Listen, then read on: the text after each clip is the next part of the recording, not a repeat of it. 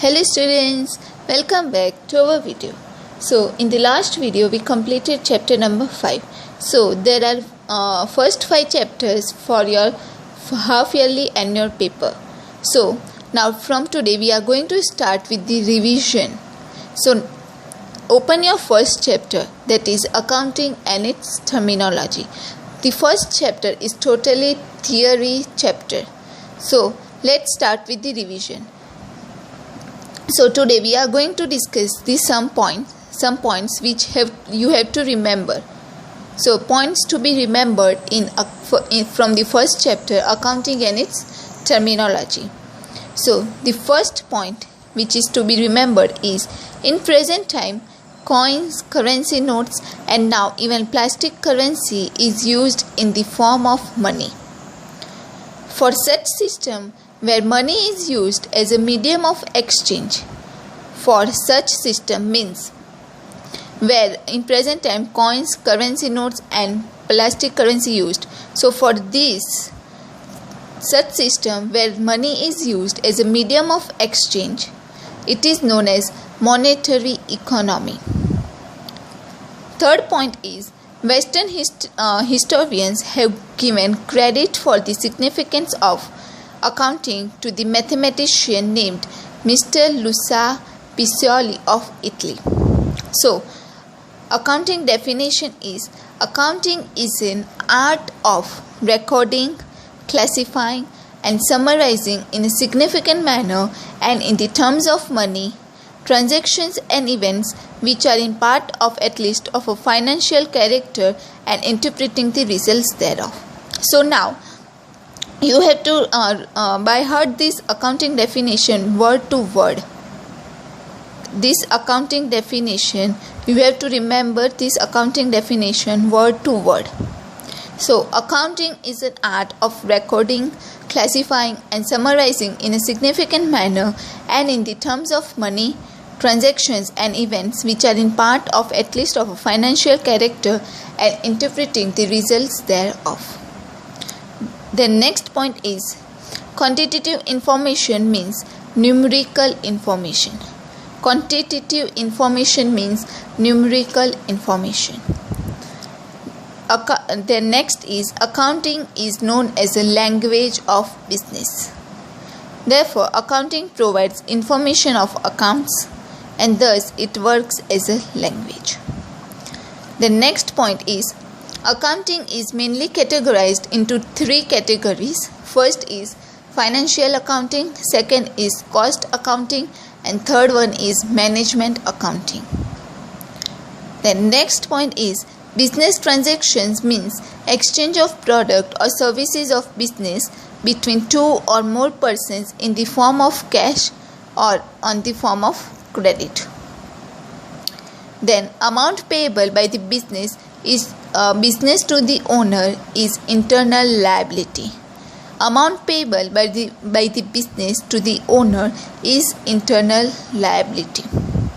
Assets means any such tangible or intangible product or item which is of the ownership of business and has the economic value, that is known as assets. Assets means any such tangible or intangible product or item which is the ownership of the business and has economic value, that is known as assets.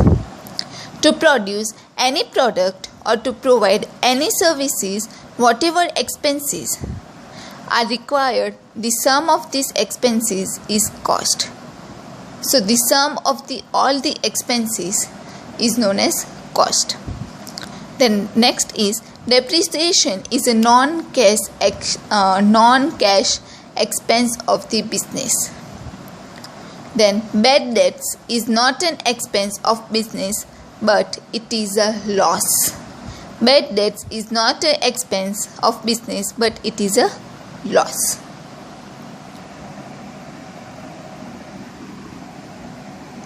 Then next is, to prepare accounts under double entry system, there are 3 different bases are used. First one is accrual or mercantile base, second is cash or receipt base and third one is mixed base.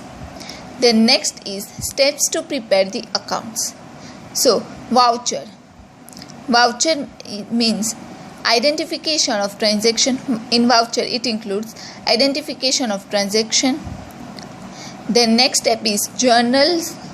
Then after that subsidiary books. Then ledger posting. Then trial balance and adjustment, and the last step is the final accounts. So these were the steps to prepare the accounts. So there are two main types of discounts.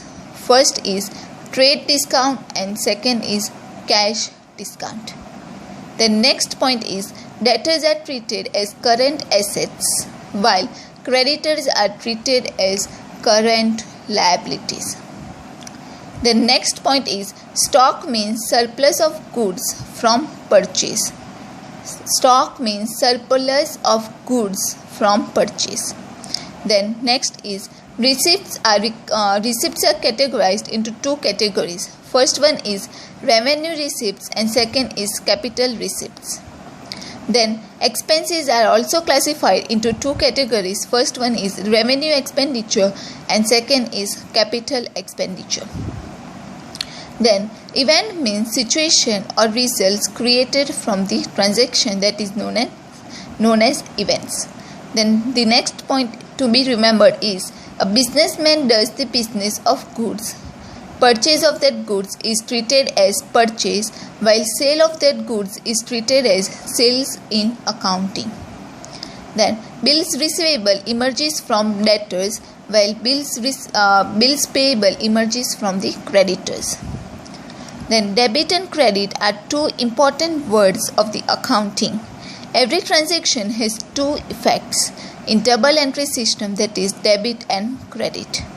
There are two types of accounting systems. First one is Deshinama system and second is double entry system. Then voucher. Voucher is the first step of business transaction while annual accounts is the last step and final step. The next point is a person who is capable of paying his past and present debts is called solvent, while a person who is unable to pay his debts is called insolvent. The next point is there are two important aspects in business. First one is liabilities and second is assets.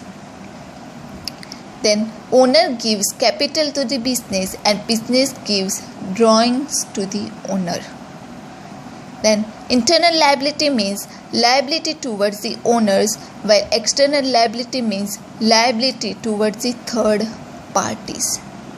Then current liability is equal to liability payable within the period of less than 1 year, while non-current liability means liability payable during the period of more than 1 year.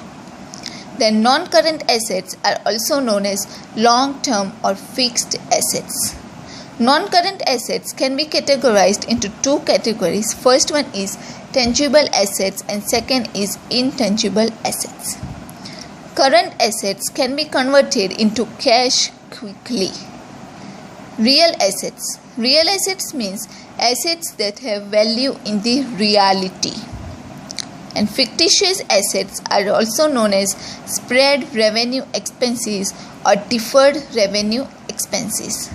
And the last point to be remembered is profit and gain are popular as synonyms. So these were the various points that you have to remember from the first chapter. So now we have discussed the certain points to be remembered.